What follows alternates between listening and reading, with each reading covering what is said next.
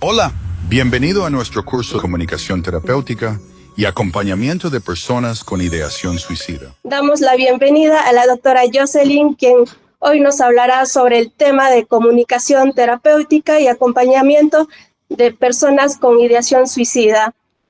Adelante, este espacio es suyo.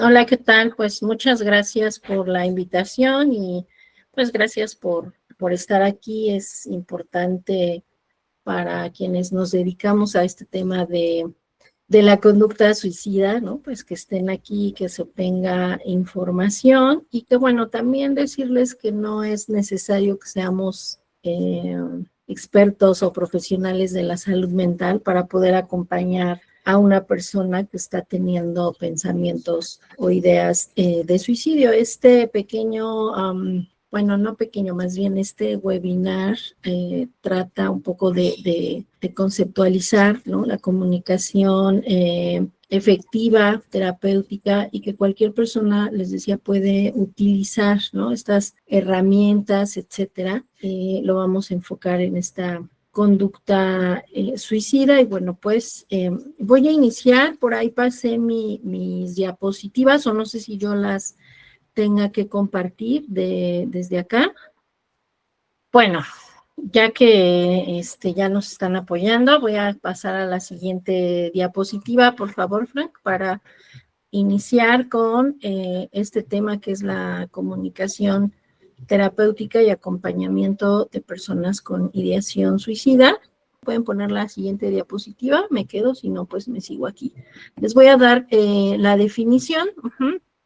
Entonces, ¿qué es la comunicación terapéutica? Pues es esta forma de interacción, ¿no? Aquí les puse un pequeñito texto, que dice que es una forma de interacción intencional, es respetuosa y empática. Y bueno, pues el objetivo de esta comunicación es generar seguridad, confianza y seguridad emocional en la persona, especialmente en estos casos o en estos contextos de crisis, como lo puede ser una crisis suicida. Entonces, no se trata en esta comunicación de dar solamente como consejos, ¿no? Esto ya pasará, vas a estar bien, mañana todo será mejor, etcétera. Es simplemente, pues, validar. A veces nada más necesitamos acompañar, ¿no? Si no tenemos estas herramientas o no sabemos qué decir, basta mucho con acompañar, con estar presentes, validando, ¿no? Lo que esta persona está sintiendo, y bueno, pues, y tener esta disponibilidad de escuchar. Cuando tenemos una persona en crisis suicida, bueno, pues sabemos que el suicidio en sí, no, o la persona que se quiere suicidar, realmente no es que quiera la muerte física como tal, ¿no? Sino más bien acabar con ese dolor emocional al que no le ve fin. Y a veces necesitamos estar en este acompañamiento, y les decía, este tipo de conceptos, de temas, pues nos puede servir a cualquier persona, aunque no estemos en el área de salud mental. Acuérdense que la psicoeducación a padres, a docentes, a cuidadores, etcétera, pues tiene una funcionalidad muy importante, porque nos da apertura de que puedan llegar a ser un primer respondiente en casos de crisis suicida, por ejemplo, en el entorno escolar. Si hay una buena comunicación empática, asertiva, etcétera, con algún alumno, el acompañamiento que le pueda dar el docente o la docente como un primer respondiente ante cualquier situación de crisis, nos va a servir mucho, ¿no? Para reducir el impacto emocional y, bueno, pues de ahí canalizar, que lo vamos a ver más adelante. Entonces, en la siguiente, por favor, diapositiva, la diferencia entre la comunicación cotidiana y la comunicación terapéutica. Entonces, la comunicación cotidiana, pues, se centra en intercambiar nada más como información, opiniones y experiencias. Generalmente tendemos mucho a generar juicios cuando estamos ante este tipo de problemáticas, es decir, si alguien nos dice es que a mí no me va bien en la vida, yo prefiero estar muerto o muerta, me gustaría desaparecer, a mí nada me sale bien, etcétera. Generalmente tendemos a decir, ay, ya va a pasar, ya vas a empezar, no todo es tan malo, mira, a mí me pasó tal cosa, me quedé sin trabajo y yo sigo aquí, estoy bien, ¿saben? Vamos haciendo estos juicios, estas opiniones y luego hablamos precisamente desde nuestra propia experiencia. Y esto lo único que hace es reducir precisamente el hecho de que estas personas con conductas suicidas pues pidan ayuda, porque son generalmente juzgadas todo el tiempo o minimizadas en su sentir. Es real que no todas las personas pues tienen estas herramientas de afrontamiento, ¿no? Para similares problemáticas. También es real que no todas las personas que pasan una situación de trauma, por ejemplo, van a experimentar o van a llegar a tener una conducta, una intención suicida, un pensamiento suicida en todos los casos. Pero esto no quiere decir que entonces minimicemos lo que el otro está sintiendo, lo que la otra persona está sintiendo. Por eso, esta comunicación terapéutica se centra en la otra persona, en el estado emocional, en sus necesidades y en la construcción sobre todo de un espacio seguro donde se pueda expresar, simplemente podamos escuchar y acompañar. Entonces, por ejemplo, si me pasas la diapositiva que sigue, por favor. Como ejemplo les pongo en la comunicación cotidiana, ¿no? Tendemos a preguntar cosas como, ¿cómo te fue en la escuela? ¿Qué hiciste hoy? ¿Ya comiste? ¿No? Como esta parte que es como lo más simple de preguntar, ¿no? Lo más que tal vez pensemos que podamos sacar información.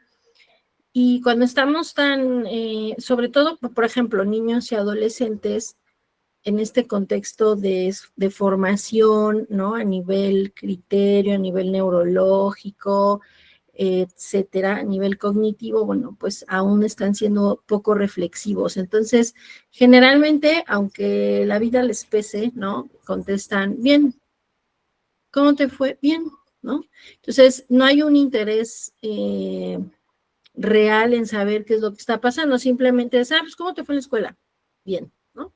¿Qué hicieron? Deporte, pero pues no nada, o sea, en 8 horas o 6 horas que pasan en la escuela, pues no solo hicieron deporte, ¿no? Tal vez alguien se cayó, tal vez una maestra, un profesor les llamó la atención, o tal vez hizo algo por el cual le llamaron la atención, lo sancionaron, o simplemente pues tuvo un mal día en la escuela, un buen día, etcétera, y no nos lo va a comunicar. Pero en esta comunicación que es más efectiva, que se centra en la persona, ¿qué es lo que hacemos? Bueno, pues no sé, se me ocurre, te noto preocupado o preocupada, ¿quisieras contarme qué te está pasando o qué es lo que está pasando por tu mente en este momento? O sea, es darle validez, ¿no? Que físicamente tal vez nos esté dando ese indicio de que pues llega así arrastrando la mochila, por ejemplo, o llega alguien al trabajo de mal humor, ¿no? Y en lugar de decir, ay, ya viene enojado, por ejemplo, ¿no? Ya trae un mal día, pues es preguntar esto, oye, ¿puedo ayudarte en algo? ¿Te sientes bien? ¿Necesitas algo? ¿Quisieras contarme? Etcétera. A veces no es fácil, pero esto es algo que nosotros tenemos que estar practicando constantemente y que se los tenemos que enseñar a las otras personas, sobre todo quienes trabajamos con niños, con adolescentes, con personas, perdón, se me fue la idea. Entonces, tenemos también que enseñarle a los otros, ¿no? Cuando estamos, por ejemplo, quien trabaja en escuelas, enseñarles esta parte de ser un poco más empáticos, ¿no? Con los niños, con los adolescentes, porque bueno, sabemos que el grupo etario con mayor riesgo en cuestiones de conducta suicida, pues está en los adolescentes. A veces los adolescentes pues son un poco, o pareciera que son un poco complicados en cuanto a su comunicación, ¿no? Son un poco cerrados o cerradas, Pero bueno, también se nos olvida que nosotros ya pasamos por esas etapas y cómo hubiésemos querido que se nos tratara, ¿no? Entonces les decía, a veces no necesito todo el tiempo llegar con la frase correcta para que él o ella se expresen en ese momento, pero desde el acompañamiento estar observando, ¿no? También interesarme por las cosas que esas personas les gusta y no nada más criticar todo el tiempo, porque en el caso de niños y adolescentes, nosotros como adultos pensamos que sus problemas, ¿no? Ya no son los importantes, los problemas de los adultos son los importantes, el trabajo, pues el resolver los problemas de la familia, etcétera, y los de ellos no, simplemente estamos, todo el día estás en el celular, todo el día estás en los videojuegos, todo el día estás en esto, mira cómo te vistes, ¿saben? Toda esta parte negativa que le vamos ahorita aventando a estos pequeños o a estos adolescentes, bueno, pues genera también mucha confusión. No sé si ahorita aquí en México, hace un par de días, hubo un chico que en una preparatoria, aquí le llaman Colegio de Ciencias y Humanidades, un CCH, pero es educación media superior, ¿no? Los niños de prepa entre 15 y 18 años, pero bueno, ya saben que en estas etapas, en esta etapa escolar, ya se pueden insertar personas mayores.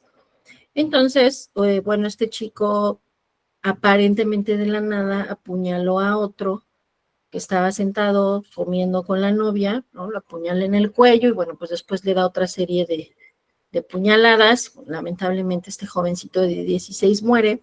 El chico agresor tenía 19 años. Y hay algo importante que me llama a mí la atención. No voy a darles como un contexto amplio de esta situación, porque el chico, porque todavía hay muchas cosas que están saliendo y se están investigando, pero algo que me llamó mucho la atención hablando de esta comunicación es que la mamá de este chico, del agresor, salió a decir, por ahí hay un comunicado que dice que pues que ella en la mañana llamó al 911 alertando que tenía miedo de que su hijo le hiciera daño a alguien o se hiciera daño. En un principio se puede leer esta conducta como aparentemente no suicida en cómo actuó porque hay cámaras y entonces el chico, ya que apuñaló a este niño, a este otro jovencito, quiso atacar a la novia, ella pide ayuda, atacó a uno de los trabajadores de la escuela y al verse como acorralado ya por otras personas, alumnos, etcétera, pues se lanza del piso en el que corrió y se fractura las piernas, o sea, no falleció, está en el hospital, está resguardado policialmente. Entonces, se lee más o menos así, a lo mejor sí tenía esa intencionalidad de tal vez lastimar a más compañeros y después él intentar suicidarse, ¿no? Pero si leemos todo esto de que se vio acorralado y por eso se lanzó, o sea, no sé si tenía nada más la intención de escapar, pero a lo que voy con esto es que si la mamá ya daba indicios o tenía sospechas de que esta situación podía pasar, no fue a buscarlo, por ejemplo, a la escuela, ¿no? O en los entornos donde él se movía. Entonces, ¿esto de qué nos habla? Pues de una falta de comunicación a nivel familiar, que tomamos a los adolescentes, sobre todo a los adolescentes, como eso, como por esos cambios de las crisis evolutivas que son normales en todos los adolescentes, ¿no?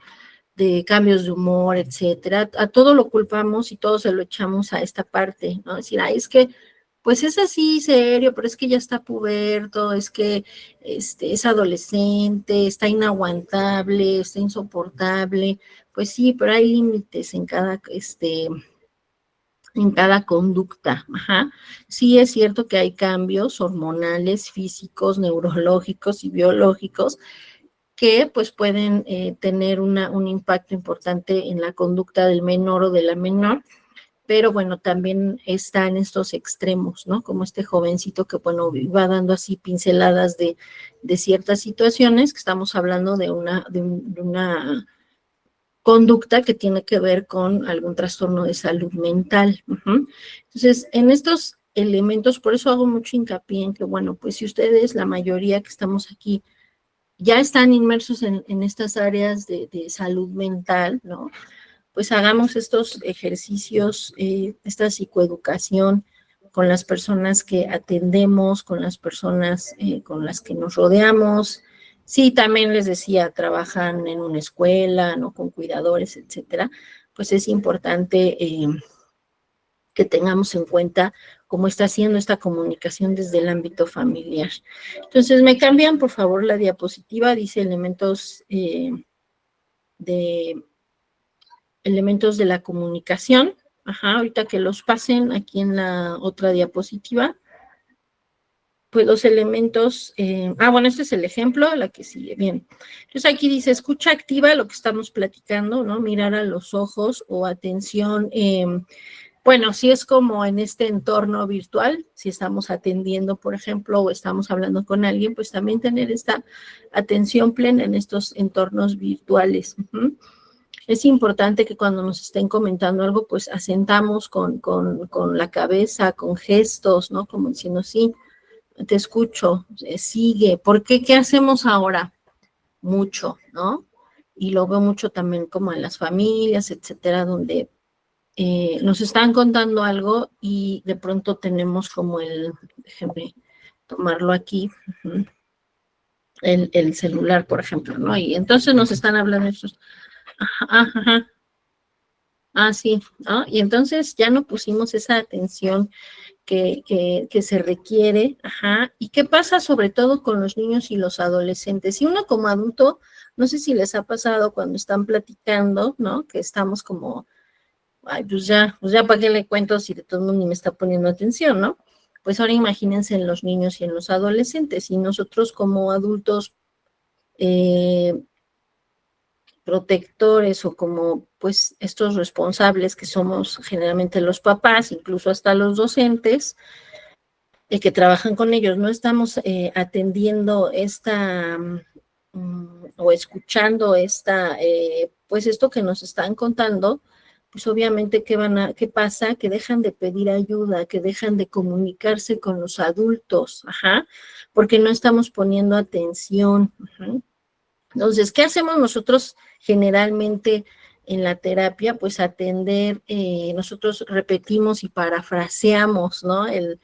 Lo que nos están contando y eso pues da un alivio a la persona porque entonces pusiste atención a lo que te estoy diciendo, porque les comento, cuando yo estoy metida en el celular hablando y aparentemente escuchando, ¿no les ha pasado que te dicen, a ver qué te dije y tú, híjole, ¿qué vas a irte qué el domingo? No, pues yo nunca te dije eso, yo te dije que el domingo voy a lavar, por ejemplo, ¿no? Entonces, les digo, y cuando hay un ejercicio que luego yo hago mucho en estos cursos con ustedes sobre la comunicación, ¿no? Pero bueno, ahorita no nos dará tiempo de hacerlo, pero sí, pues bueno, lo hacemos es precisamente, y si no, practíquenlo y háganlo ustedes con algún familiar, con algún,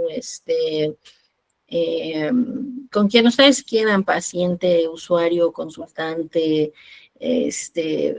pareja, etcétera, ¿no? A ver, yo siempre les digo, a ver, que les cuenten una historia, lo que sea, no estamos hablando en sí en este momento, del ejercicio de conducta suicida, pero una anécdota, la que sea, y entonces ustedes escriben, le ponen atención plena, 2, 3 minutos, ajá, cuando termine, ustedes parafrasean lo que les contó, ajá, me contaste que el viernes fuiste a una comida del trabajo y pues no te gustó lo que había, entonces tú saliste y te fuiste a comprar un café, regresaste a la reunión, estuviste un rato, la pasaste bien con tus amigas y regresaste a tu casa temprano. Ah, ok.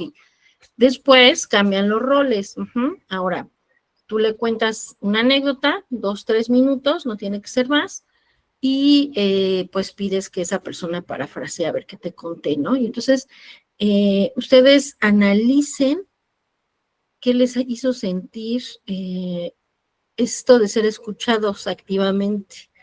Ajá, de decir, ah, pues sí me puso atención, sí le conté todo eso, porque este ejercicio lo tenemos que practicar siempre y es un ejercicio que le tenemos que poner, sobre todo a quienes atienden familias, ¿no? Papás, mamás, de adolescentes o niños, pues enseñarles esta parte de este tipo de estrategias, que tiene que un impacto importante en las emociones, del sí ser escuchado o escuchada. Bueno, pues también como elemento clave está la validación emocional, lo que ya venimos platicando, reconocer estas emociones del otro sin juzgar, estas frases que pueden ser útiles como, no sé, es comprensible que te sientas así con esto que estás viviendo, con esto que acaba de pasar, esto que sientes es importante, gracias por compartirlo conmigo. Entonces vamos dándole una validez importante, porque luego les decía, nosotros tendemos mucho a evitar hablar de esto, sobre todo cuando hay ideas de muerte, ¿no? De decir, pues, ¿qué le contesto si llega y me dice que se quiere morir, ¿no?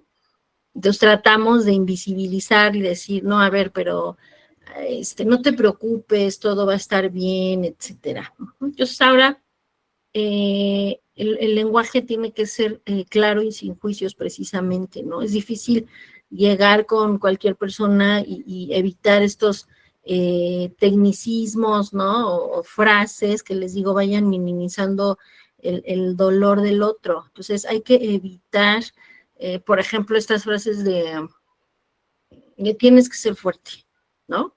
Ya pasará, no es para siempre el dolor. Pues no, porque una persona con desesperanza, con ideaciones suicidas, pues no está viendo alrededor o no está buscando posibles soluciones. No sé si han escuchado, hay algunos autores que manejan, ahorita no se me viene a la mente cuál, perdón, el nombre se me fue, lo tengo como aquí, pero esta visión en túnel, esta visión en túnel que nosotros cuando tenemos una ideación suicida, ¿no? Tenemos todo el tiempo pensamientos suicidas, desesperanza, pues nada más vemos por un túnel. Si ahorita ponen sus manos así, ¿no? Como un túnelcito, pues ¿qué logran ver? Solamente hacia adelante, donde está el problema, y no podemos lograr ver lo que hay alrededor, que serían posibles soluciones. Entonces, desde ahí, pues por eso tenemos que tratar de no tener estas frases, ¿no? De mira, ya pasará, no digas esas tonterías, tú tienes que ser fuerte, hay cosas mejores, no lo logran ver, no hay motivación, no hay proyecto de vida, etcétera. Son muchas cosas las que se van conjuntando para que esa persona emocionalmente esté tan abrumada. Entonces, podríamos cambiar ese tipo de frases por algo como, sé que este es un momento muy doloroso, pero estoy aquí contigo. Quiero estar contigo, quieres que te acompañe, ¿saben? También es irle dando un poquito esta pausa, ¿no? De decir, bueno, pues, a lo mejor no voy a tener la frase correcta para decirte, pero pues estoy aquí y estoy escuchándote. Y bueno, ahorita les iba a dar, me iba a saltar un poco el tema, pero no, vamos a seguir. Entonces, también el uso del silencio. También es importante que que tengamos pausas sin que nosotros tratemos de llenarlas de palabras. Ajá, es decir, si esta persona en un momento dice que yo no quiero estar aquí, yo ya quiero desaparecer porque no sirvo para nada, y de repente se queda callado o callada, podemos dar pausa, no incidir en que, a ver, ¿por qué estás diciendo eso? ¿Por qué dices que no sirves para nada?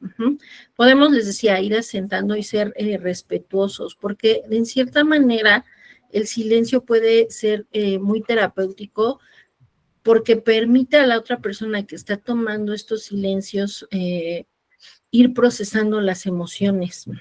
Entonces va a ir desenredando un poquito y bueno, pues entonces va procesando y nos puede dar mucha más información para que nosotros sepamos qué hacer, ¿no? Qué decir, etcétera. También está otro elemento que es la autenticidad y la coherencia.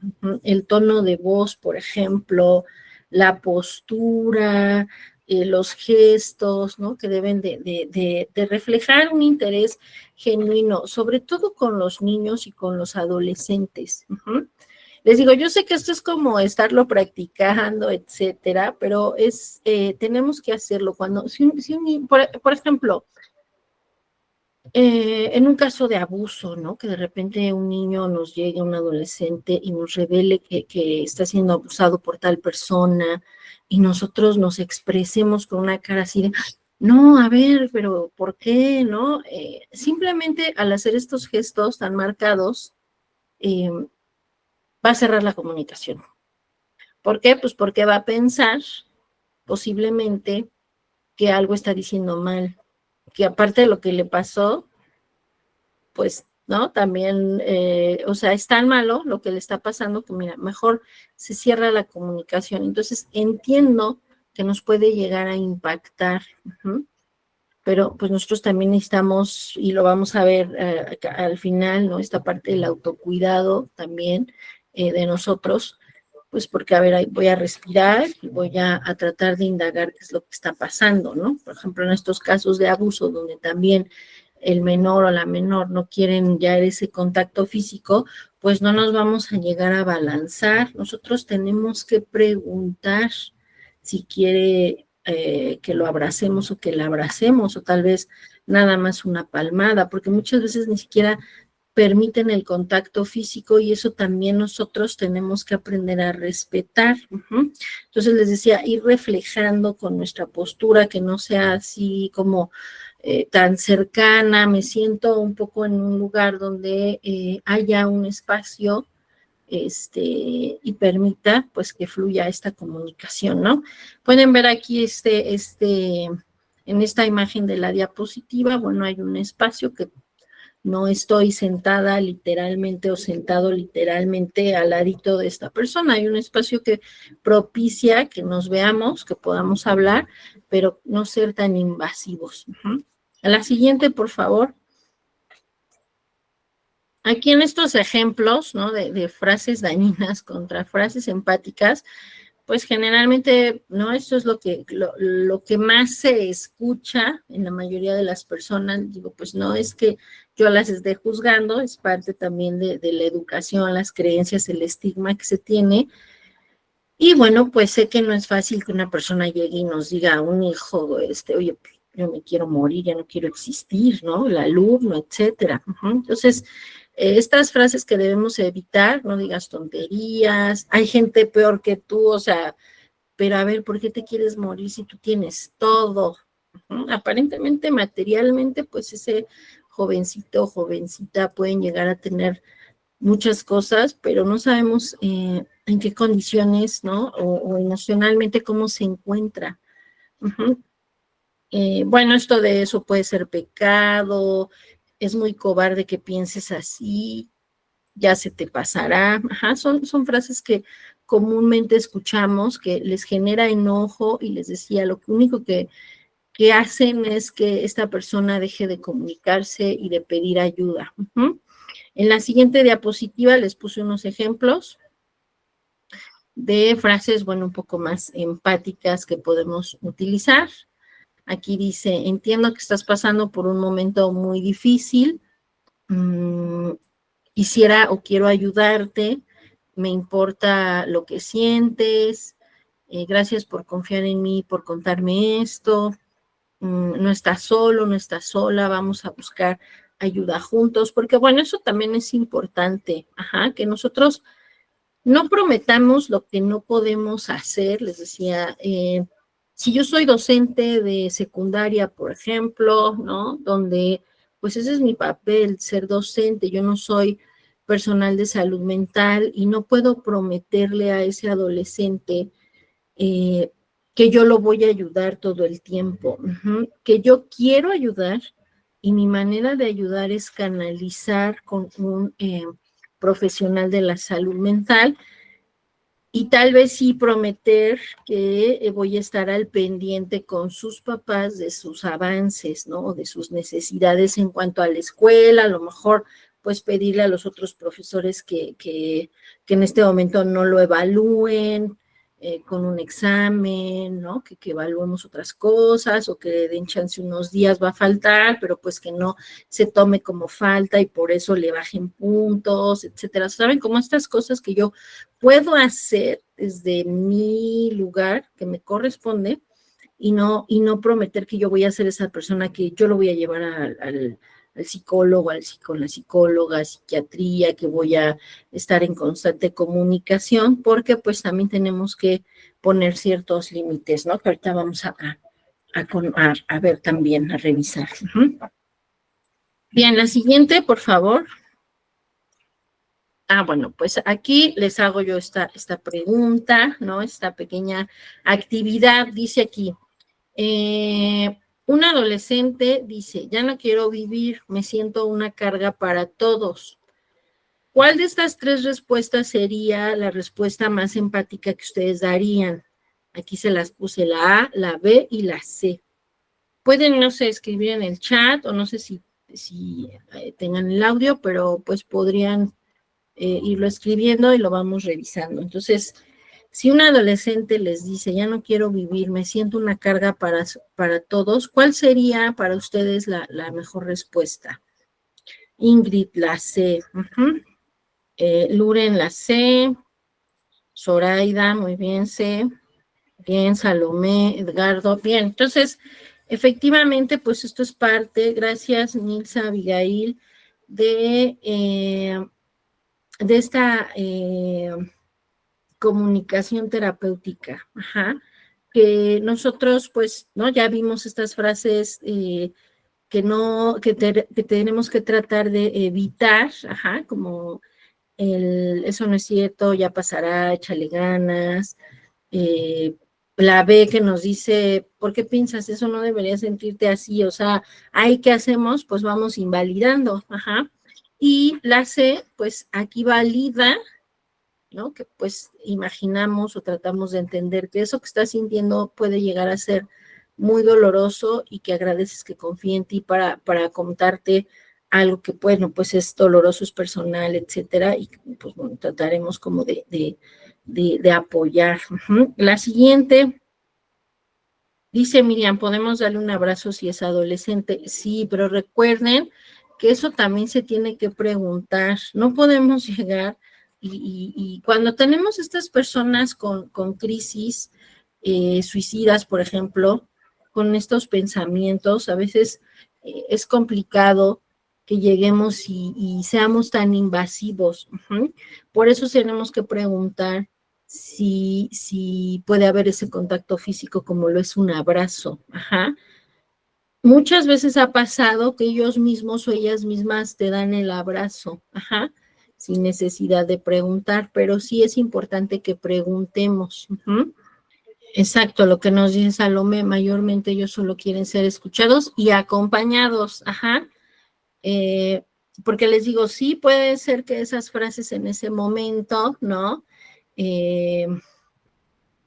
Tengamos como esta parte de esta disposición, pero las frases o lo que les podamos decir no son necesarias, son las correctas, pero estando ahí acompañando, ¿no? Podemos, pues tener un buen impacto emocional en esa persona. Entonces, la última pregunta que les haría a modo de reflexión en cuanto a esto que acabamos de platicar, como primer bloquecito, ¿no? A ver, si tuvieran que elegir una sola frase para recordar ustedes y usar ante un momento de crisis o una posible crisis, ¿cuál sería?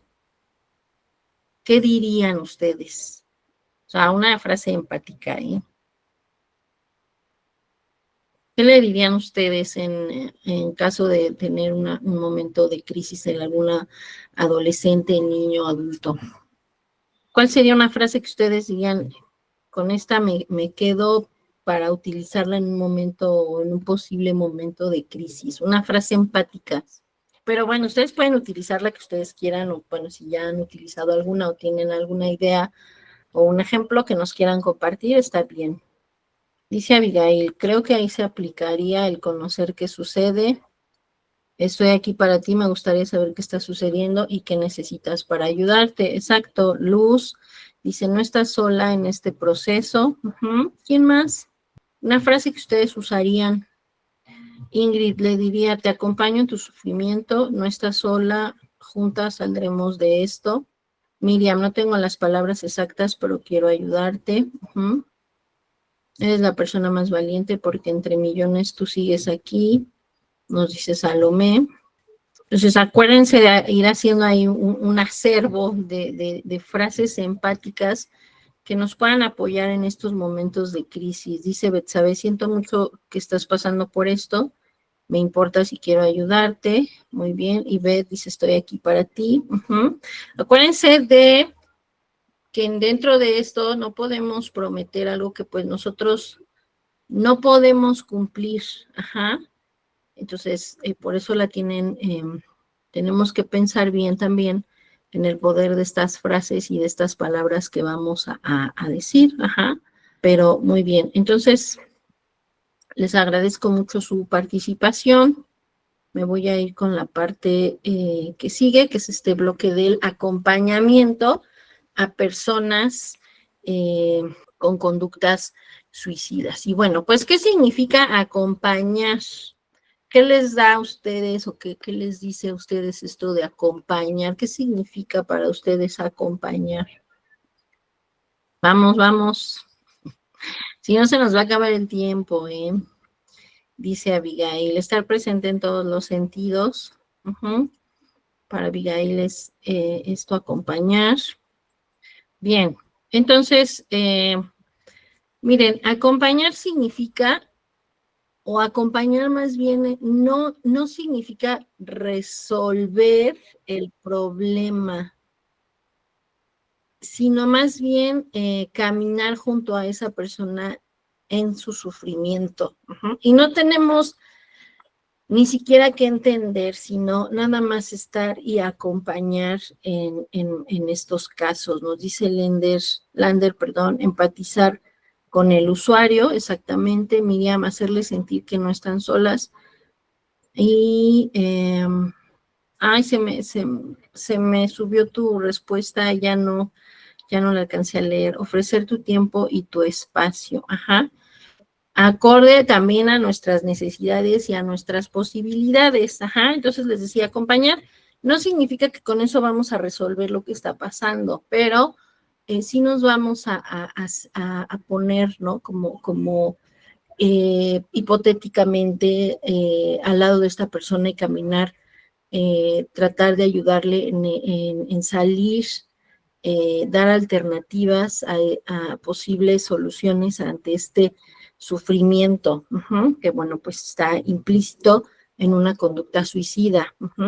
Entonces, ¿qué implica el acompañamiento? Pues ya lo mencionaron por ahí ahorita en el chat, ¿no? Esta presencia auténtica, estar ahí, aunque no haya palabras. Otra vez, escucha sin juicio, no vamos a minimizar, ni moralizar, ni invalidar este sufrimiento. Y bueno, pues respeto a la autonomía. No vamos a imponer decisiones, sino le vamos a dar opciones. Es decir, no, pues sabes que nos vamos con un psiquiatra ahorita, por ejemplo, ¿no? Entonces decir, ok, Yo no tengo o sea, te acompaño, estoy contigo, gracias por compartirlo, pero una manera de ayudarte también es acompañándote con un profesional de la salud mental, ¿no? Por ejemplo, mira, conozco un psicólogo, una psicóloga que nos puede apoyar. ¿Quieres que te acompañe también si es nuestra posibilidad, ¿no? Acompañar, si es nuestro familiar, etcétera.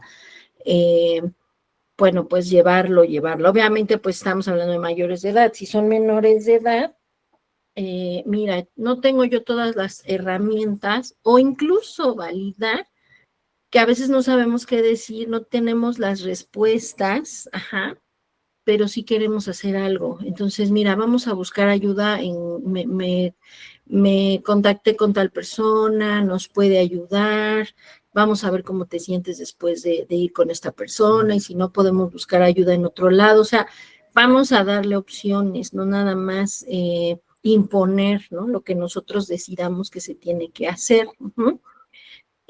Por ejemplo, ya en consulta, ¿no? Nosotros obviamente pues necesitamos ese apoyo. Acuérdense que estas situaciones en general, ¿no? De salud mental, pero específicamente hablando de conducta suicida, pues sí necesitamos un trabajo interdisciplinario, uh-huh, donde podamos tener esa comunicación con otros profesionales del área. Es decir, si yo voy a hacer el psicólogo o psicóloga que atienda esta crisis o esta situación suicida, necesito tal vez la evaluación psiquiátrica, ajá, o psiquiatra si es un niño, una niña, un adolescente, un menor de edad, ajá, incluso también hemos llegado a requerir, pues, alguna, ¿cómo les diré? Una opinión médica. Bueno, los psiquiatras son médicos en su totalidad con esta especialidad de conducta, pero igual, pues, el pediatra, el neurólogo, si tenemos comunicación con los profesores, con las profesoras, y bueno, obviamente con la familia, ajá. Entonces, es este trabajo interdisciplinario, para que, bueno, vayamos también acompañando de cierta manera y monitorizando qué es lo cómo va avanzando. Dice Miriam, déjame te leo, justo mañana tengo que entrevistar a un niño el cual su madre ha fallecido hace 3 meses y él no sabe, cree que está en el hospital. Entonces, dice ahí, el niño tiene 7 años. Bueno, pues primero preguntar qué tanto sabe de esta situación. A veces me pasó en una ocasión con una niña con 2 hermanas, una de 16 y una de 9, que el papá se suicidó. Entonces la de 16 pues aparentemente se dio más cuenta de todo, y la de 9 se supone que no tenía la información, ¿no? Entonces la niña de 9 años, cuando llegó aquí, le pregunté que si sabía por qué la estaban trayendo, ¿no? Me decía que sí, que porque su papá se había suicidado. Entonces la mamá, cuando yo entrevisté primero a la mamá, ella me decía que, bueno, pues era parte de a lo que asistía la señora, ¿no? Que pues no sabía cómo decirle a la hija. Entonces, bien, a lo que voy es que acuérdense, cuando son niños, también preguntar qué tanto saben, porque pues ellos también nos van a brindar cierta información que a lo mejor como papás o como adultos no nos hemos percatado o percibido, y bueno, pues eso también es importante. Bien, entonces, mira, les decía, no tenemos que tener todas las respuestas, ajá. Aquí lo importante es que la persona no se sienta sola, pero también tenemos que ser objetivos desde nuestra área, que podemos qué sí y qué no podemos hacer, les digo, porque también no podemos prometer, ¿no? Estar todo el tiempo ahí, que yo lo voy a llevar, no, pero sí podemos monitorizar, si somos docentes, preguntarle a los papás, oh, ¿cómo le ha ido en su terapia? Si lo están llevando. Por eso les decía, es tan importante esto de interdisciplinario, ¿no? Donde podamos tener esta apertura con otros profesionales del área, ¿no? Diciendo, bueno, pues sabes que la docente o el profesor pueden tener acercamiento conmigo, yo soy la psicóloga, y entonces yo podría mandarles, no sé, ya sea escrito, WhatsApp, hasta en un Zoom, ¿no? Darnos esta retroalimentación, pues con psiquiatría, por ejemplo, en estos casos donde, les digo, nosotros también necesitamos que se evalúe esta parte. Uh-huh. Bien, entonces dentro del acompañamiento, la siguiente, por favor. Entonces aquí igual que en las frases, ¿no? Les decía, lo que la persona o lo que el acompañante debe evitar, uh-huh, pues es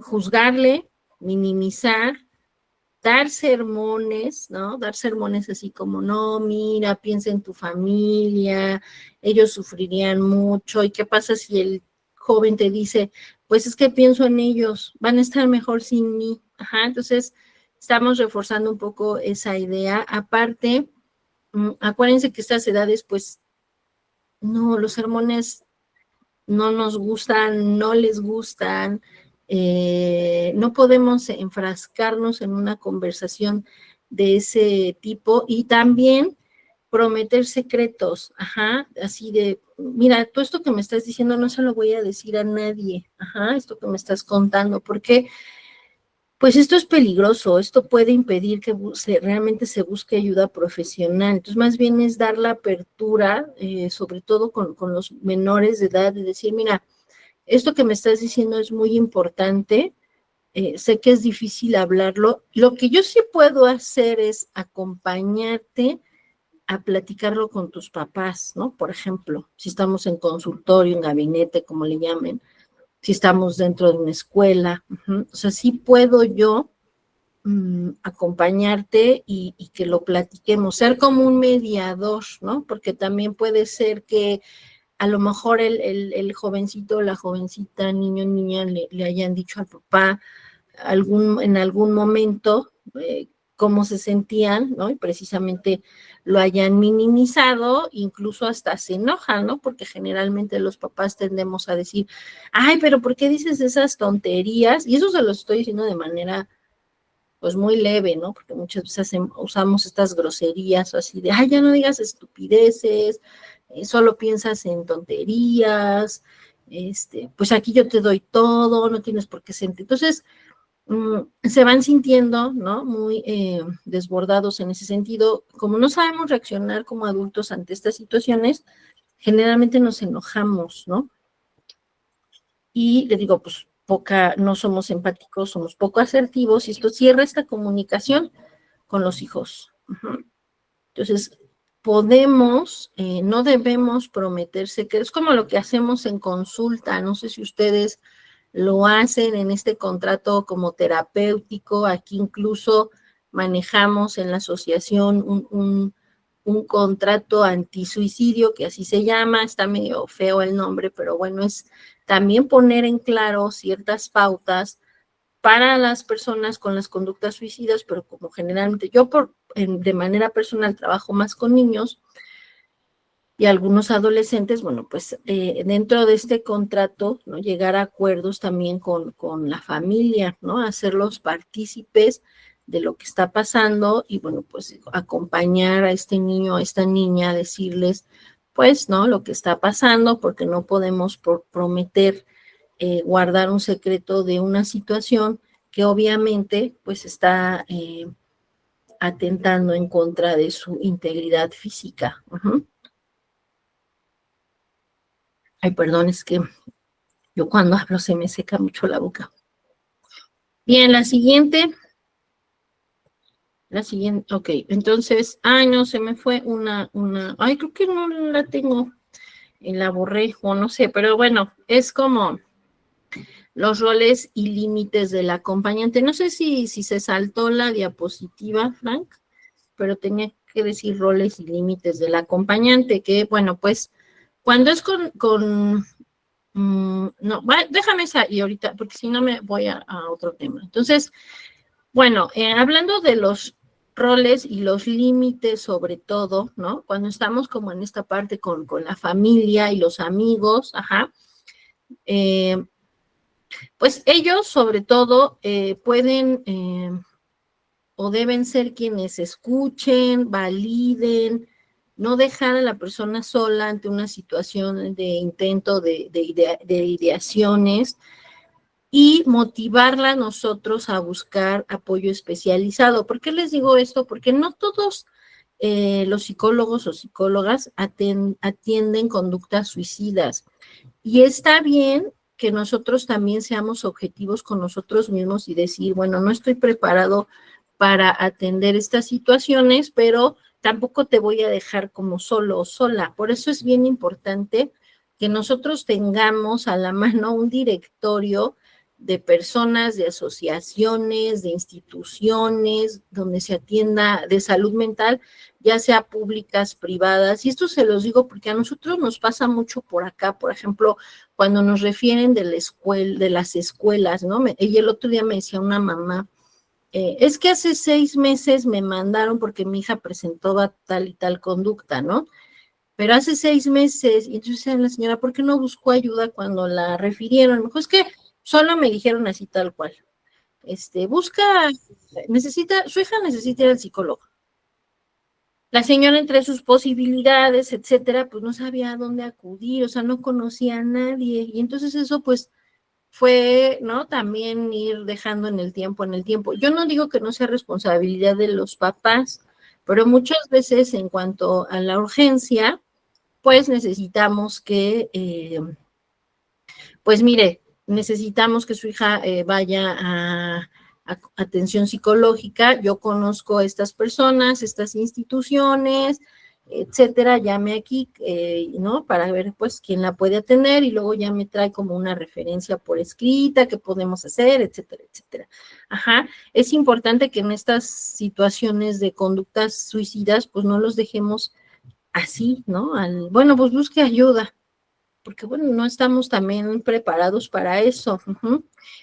¿Cuáles son los roles, por ejemplo, en cuanto a docentes y cuidadores?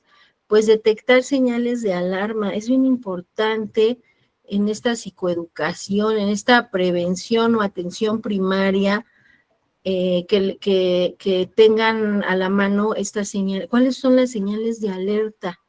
Ajá. También los mitos, porque nosotros sí, pues reduciendo el estigma, ¿no? Vamos a ir también atendiendo de manera más pronta, adecuada, la conducta suicida. Y pues parte también del rol docente o escolar, pues es precisamente activar estos protocolos escolares que cada escuela o cada institución puede llegar a tener. Uh-huh. Y hay escalas que no son escalas estandarizadas como tal, pero es como una pauta que nosotros podemos darles a los docentes, por ejemplo, para detectar el riesgo. Ajá, bueno, tantas señales, el riesgo puede ser tal y entonces que puedan canalizar. Y ya como profesionales de la salud mental, pues, ¿qué nos toca hacer? Realizar una intervención pues ya más estructurada. Uh-huh. Aquí ya evaluamos mucho más el riesgo y ahí ya derivamos también a servicios más especializados, ¿no? Es decir, a ver, no sé si esto ya lo han visto, pero bueno, podríamos hacer un curso más completo sobre esto, obviamente, ya más estructurado, pero bueno, sobre la evaluación del riesgo. ¿Qué se hace cuando el riesgo es leve? ¿Ustedes qué hacen o qué harían o qué creen que se hace cuando hay un riesgo leve? Pues yo encontré que mi alumno, mi alumna, ha tenido pensamientos. Hay un riesgo leve. Ahorita no lo vamos a evaluar porque tendría que ponerles aquí una escala y eso, pero que me den su percepción. Si yo detecto que acuérdense que hay riesgo leve, moderado e inminente. En un caso leve o en un riesgo leve, ¿qué se haría? ¿Nadie? ¿Qué creen? ¿Qué se imaginan? Bueno, a ver, ya sé que no es parte como del tema tal, pero muy bien, nos contesta Luren. Exactamente, psicoeducación, ajá, todo lo que tiene que ver con atención primaria, que es prevención, todo lo preventivo. Si nosotros detectamos en nuestra escuela a alguien que está teniendo estas ideas de suicidio, pensamientos que pueden nada más quedar en eso justamente, y bueno, no perder como bandera roja que puede pasar de tener ideas, pensamientos, a ser cada vez más constantes y llegar a una intención. Ajá.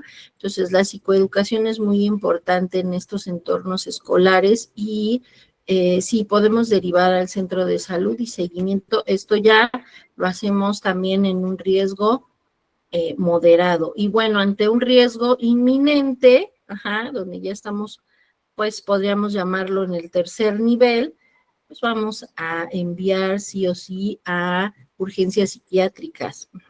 Entonces, esto es importante que lo sepamos y que lo hagamos, que lo tengamos en cuenta y que lo hagamos saber también a las instituciones, a los familiares, ajá, porque muchas veces nos han llamado en situaciones ya de riesgo. Les pongo un ejemplo. Teníamos un pequeño que amenazaba con lanzarse de la azotea, ¿no? Entonces la mamá en crisis también porque no sabía qué hacer, el niño obviamente en una crisis no se dejaba acercar, nada, y bueno, pues lamentablemente estábamos luego lejos del lugar, ¿no? No podíamos darnos el lujo de ir corriendo, entonces llamamos, a una ambulancia y llega, bueno, pues también llega las patrullas y ellos tienen esta parte de llegar y llevarlo, bueno, pues a estas urgencias y activar, como nos menciona Edgardo Flores, que aquí en México tenemos el código 100 para riesgos altos o inminentes. Y bueno, pues no nos vamos a poner a leer ahorita lo del código 100, pero lo pueden descargar incluso en internet. Ajá, hay un manual, un PDF, y pues échenle una ojeadita. Esto no era parte como ahorita de ponernos a platicar del tema como tal, pero es importante que ustedes armen también este directorio, que hagan saberle a las personas, ¿no? Autoridades académicas, que deben de tener estos directorios de estos servicios para saber cómo, a dónde canalizar, qué hacer en caso de... Y bueno, pues en un límite importante, acuérdense que el acompañante no va a sustituir al terapeuta o al psiquiatra. Ajá. La función de acompañar es conectar y canalizar. Ajá. O sea, yo te acompaño, estoy contigo, reduzco el impacto del estrés. Es como en los primeros auxilios psicológicos, ¿no? El primer respondiente, y bueno, pues eso es en una situación de atención en cuanto a los primeros auxilios, ajá, y bueno, pues de ahí yo derivo, canalizo y monitoreo, ajá. Entonces, aquí les ponía en la siguiente diapositiva un modelito que es muy práctico, lo teníamos en un manual, me parece que es chileno, este manualito que dice modelo práctico de acompañamiento. Ajá, entonces dice aquí la A, la E, la C y la A, así como se oye. Entonces, la A significa acercarse sin miedo. Por ejemplo, te noto muy triste, quisieras hablar de lo que estás sintiendo, ajá, como estas frases de romper un poquito, ¿no? La tensión, y bueno, pues ir acercándonos nosotros sin miedo. La E, pues es la escucha empática. Aquí podríamos decir, pues debe de ser muy doloroso sentirse así, pero estoy aquí para escucharte, para acompañarte. La C canaliza hacia ayuda profesional. Entonces, mira, podríamos hablar juntos a un especialista, o a la línea de ayuda incluso, ¿no? Tenemos aquí la línea de la vida en México, que es, ay, no recuerdo, ser un 800, ay, ahorita se las busco, pero bueno, ya hay varias líneas así, ajá, también está Saptel, están algunas otras líneas, bueno, eso lo estoy hablando de acá en México, pero bueno, pues creo que cada país pudiese tener, ajá. Tal vez estar ahí, ¿no? Ya nos la dio Edgardo el número de la línea de la vida. Gracias. Y entonces, así para el último paso, pues acompañar sin invadir, es decir, me puedo quedar aquí contigo, pero también respeto si necesitas espacio, ajá. Pero que sepa, nunca podemos dejar a esta persona sola. Entonces, es así, me acerco sin miedo, escucho con empatía, canalizo, acompaño a una ayuda profesional. Si yo no soy esa persona que va a hacer ese seguimiento y pues acompañar sin invadir. Entonces, en la siguiente les pongo como una actividad reflexiva, otra que nos la pasen en la siguiente diapositiva, porque les pongo ahí el ejemplo. Bueno, la actividad dice, a ver, el escenario es, un joven en clase comenta, ya no quiero vivir, nadie me entiende. Bueno, ustedes anoten, discutan, bueno, no, porque luego, es que luego la hago así con las salas estas del Zoom, pero aquí, bueno, no sé si hay, si nos dé tiempo de hacer, pero no pasa nada, podemos hacerlo así. ¿Cuál sería tu primera reacción? ¿Qué frases usarías y cuáles evitarías? ¿Y cómo aplicarías este pequeño modelo que les acabo de enseñar, que es el AEK? Acércate, escucha con empatía, canaliza y acompaña. Me acerco, escucho, canalizo y acompaño. ¿Cuál sería mi primera reacción cuando un joven me comenta, ya sea alumno, etcétera, que ya no quiere vivir, que nadie lo entiende, que es una carga, que prefiere desaparecer, que todos estarán mejor cuando él o ella desaparezcan? Entonces, reflexionen, ¿cuál sería su primera reacción? ¿Qué frases usarían? ¿Cuáles evitarían? Y bueno, pues este modelito de acércate, escucha, canaliza y acompaña. Os voy a dar unos minutitos para que puedan participar, pueden ahí escribirlo en el chat. ¿Quién quiere darnos sus respuestas?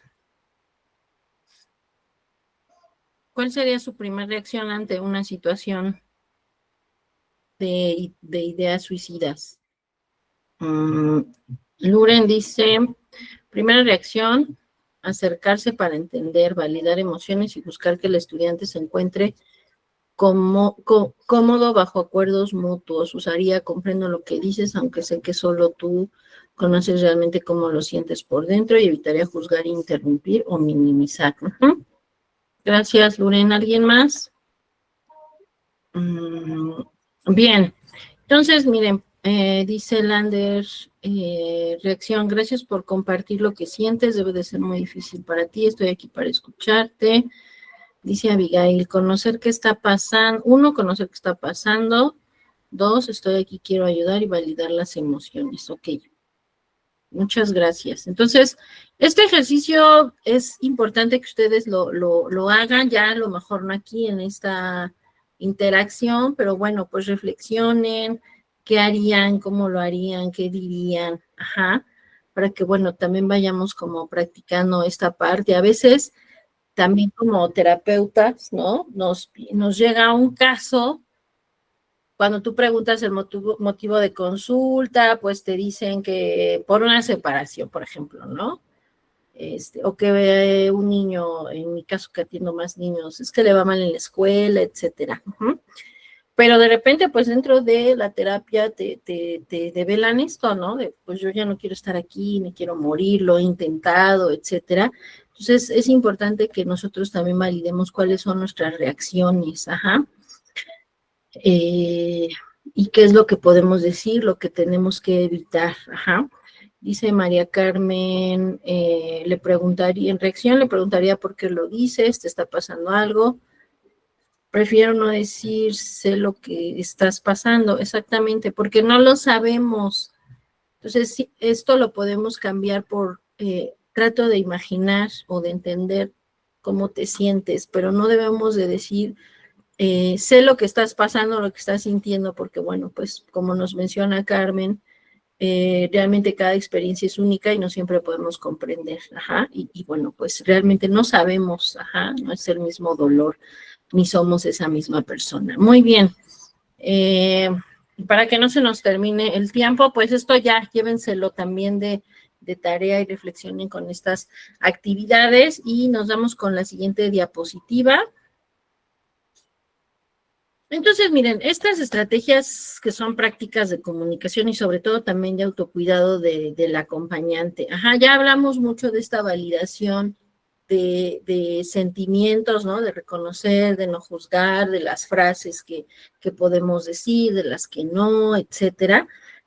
Pero bueno, es importante seguir haciendo hincapié.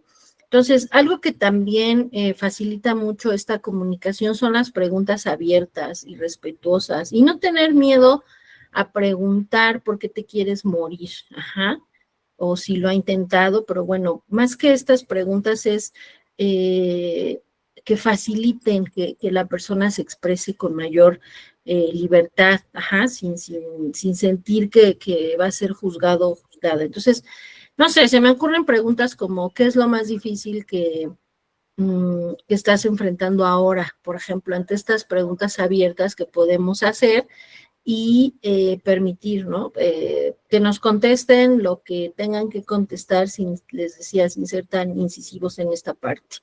También podemos preguntar cómo puedo acompañarte en este momento, porque les decía, muchas veces nos pueden decir, pues solo quédate aquí, o también nos pueden decir, si hacemos este tipo de preguntas, bueno, pues sí quiero ayuda, sí, ayúdame a contactar a alguien, ajá.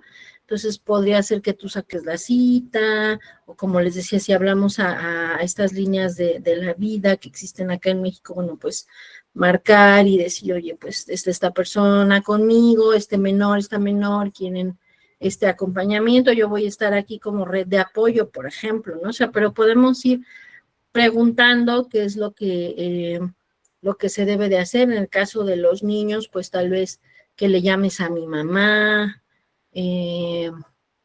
no sé, ahorita se me viene a la mente eso de que le llames a mi mamá, quiero o estar en este lugar, incluso, ¿no? Estar como en esta parte de permitir lo que sí, lo que no, ajá, en cuestión a lo que ellos o ellas desean en ese momento.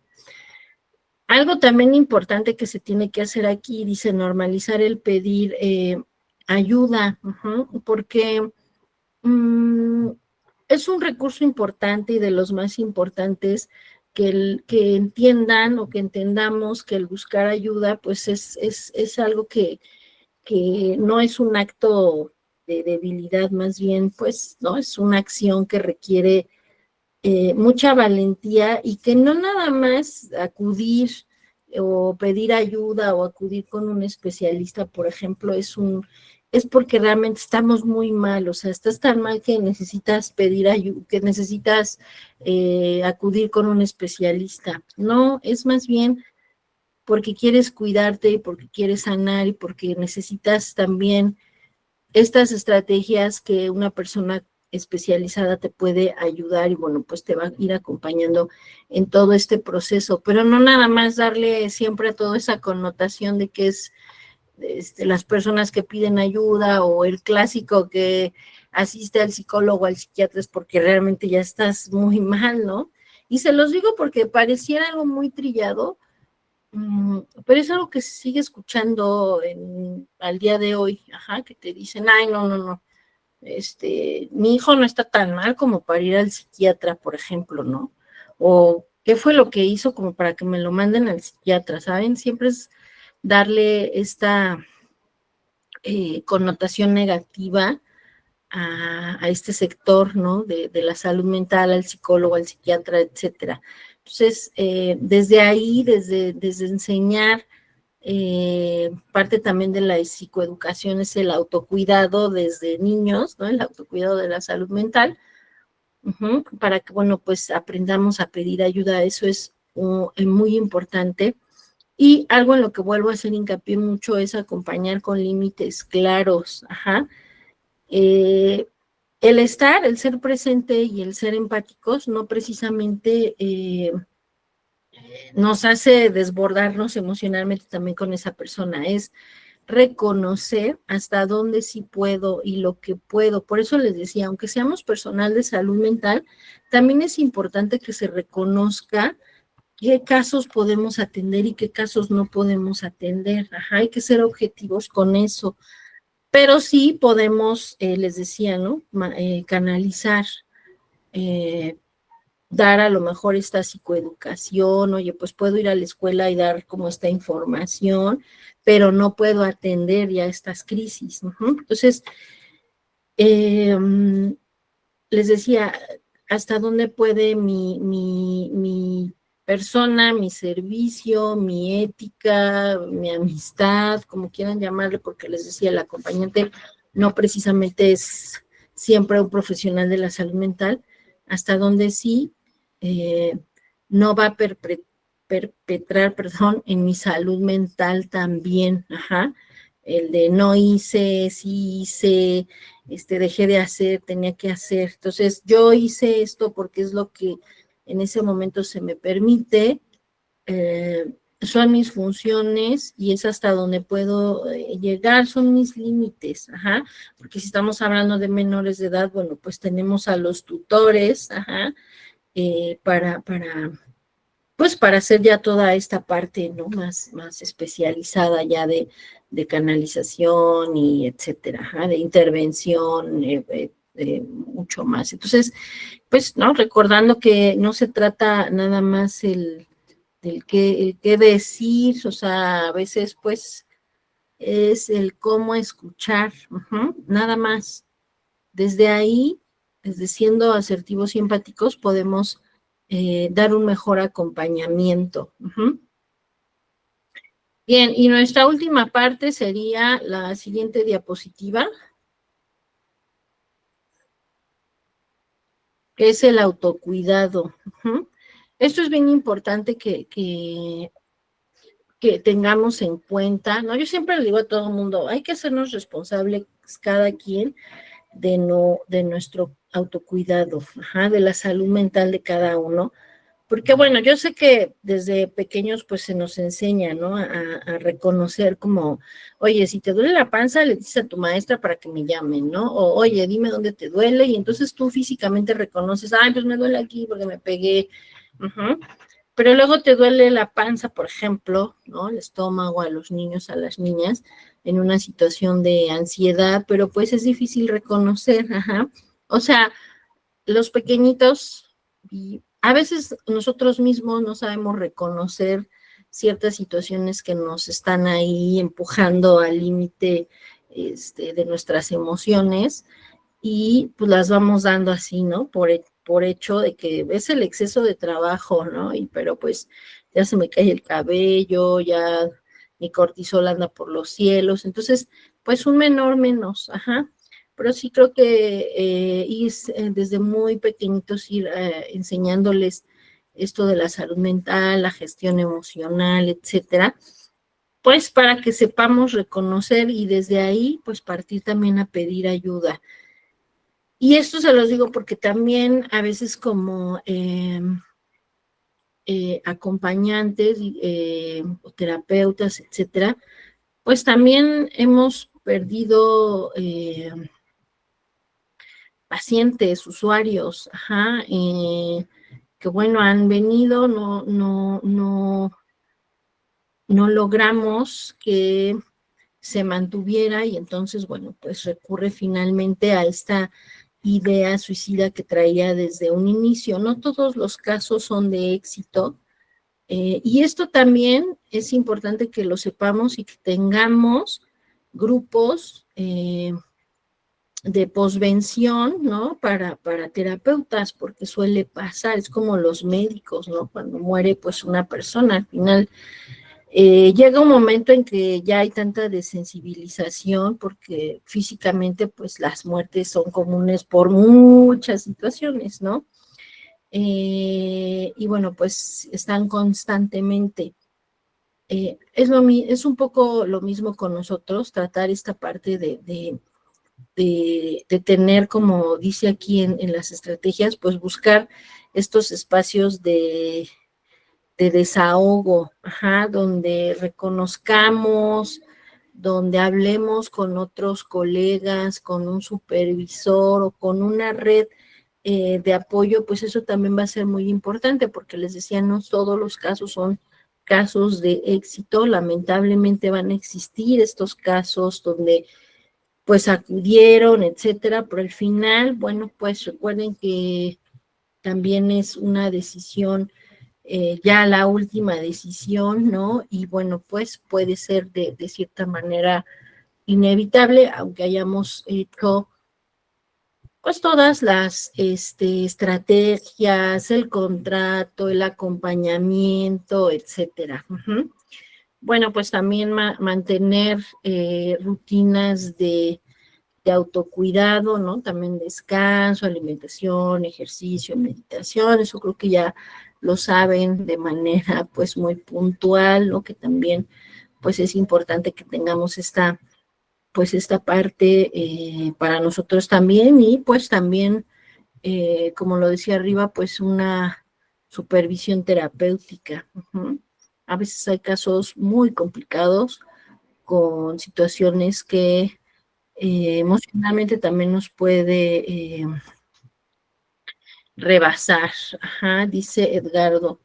Justo estamos organizando una serie de actividades para el Día Mundial de las y los sobrevivientes y queremos tocar la pérdida de consultas por muerte por suicidio y el impacto en quienes le acompañaban como profesionales de la salud mental. Pues sí, es que, no, pues también miren, es importante que reconozcamos, ajá, y que entendamos que podamos hacer muchas cosas y que al final fue una decisión de esta persona con conductas suicidas, ajá. Porque también nos podemos quedar con la culpa, podemos pensar que no lo hicimos bien, y bueno, pues estas ideas también nos van rebasando un poco emocionalmente. Estos grupos también son importantes, casi no los hay, ajá, pero es importante que los tengamos porque también necesitamos cuidar nuestra salud mental y no somos todólogos o todólogas y no tenemos una varita mágica de respuestas y de estrategias que le van a funcionar a todos y a todas. Ajá.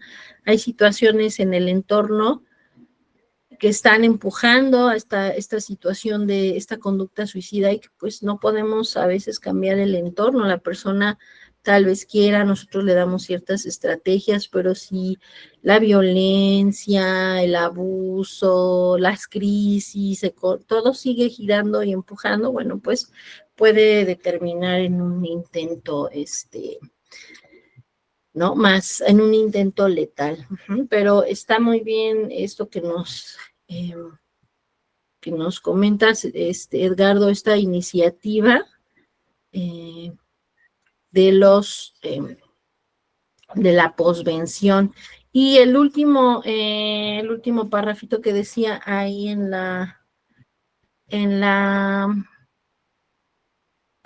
diapositiva, ¿no? Del autocuidado era evitar la sobreexposición, ajá.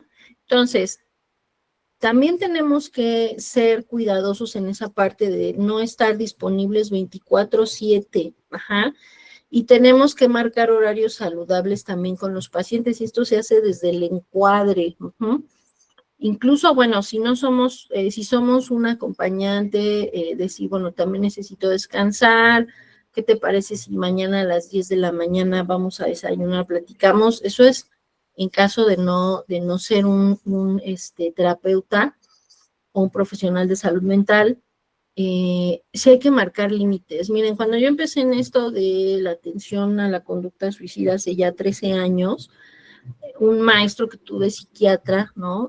Con mucha apertura decía, bueno, pues yo les doy mi número, ¿no?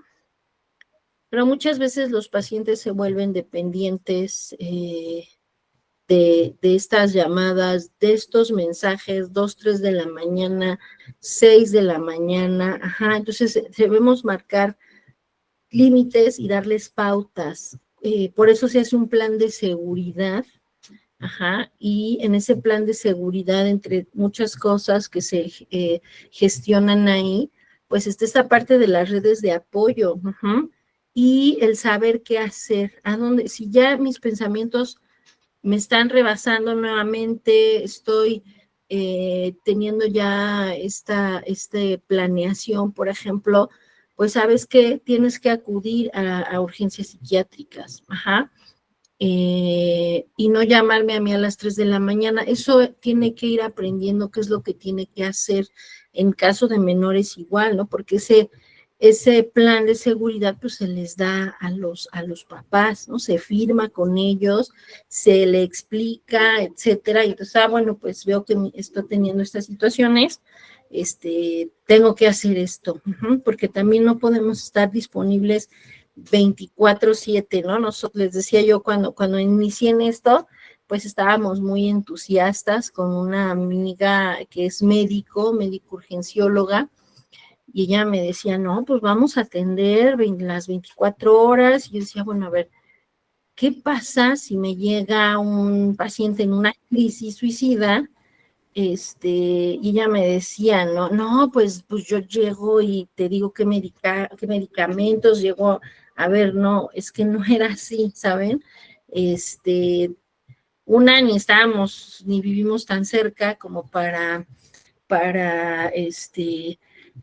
que ella viniera corriendo, ¿no? A las 2 de la mañana. Entonces, no es la solución, porque les decía, muchas veces también se generan estas dependencias, como dice Edgardo, la DBT tiene reglas claras acerca del contacto con la o el terapeuta, exactamente, ajá, debe de haber estos límites saludables para todos, ¿sí?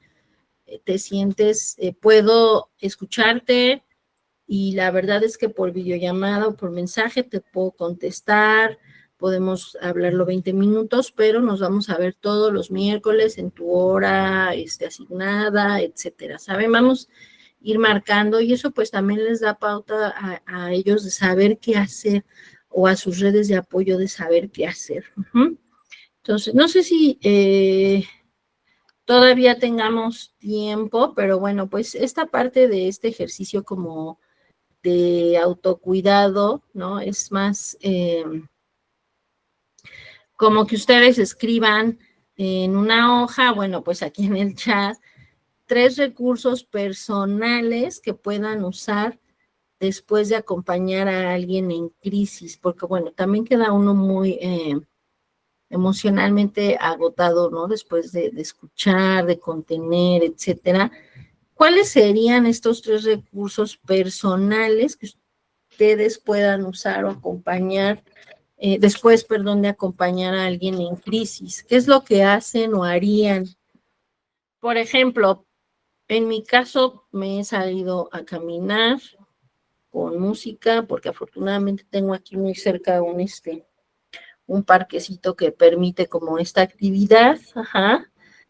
Y en casos que están complejos, para ir reduciendo también un poco el impacto del estrés al final, pero pues hay quien medita o hablar incluso con alguien más. Dice María Luisa, ponerme a escribir, muy bien. ¿Cuáles serían sus 3 recursos? Tics como el hielo, dice Abigail. Déjenme abrir aquí el chat porque me va dando como burbujitas y luego no alcanzo a leer. Ajá, ¿qué otros recursos? ¿Qué es lo que harían? No importa si se repiten, al final que tengan claro qué recursos ustedes pueden utilizar después de ponerme a leer, hacer un ejercicio corto, ok. ¿Qué recursos tienen? escuchar música, María Carmen, Luis Gustavo dice karaoke. Entonces, ustedes reflexionen sobre estos 3, bueno, pueden ser más, ¿no? Pero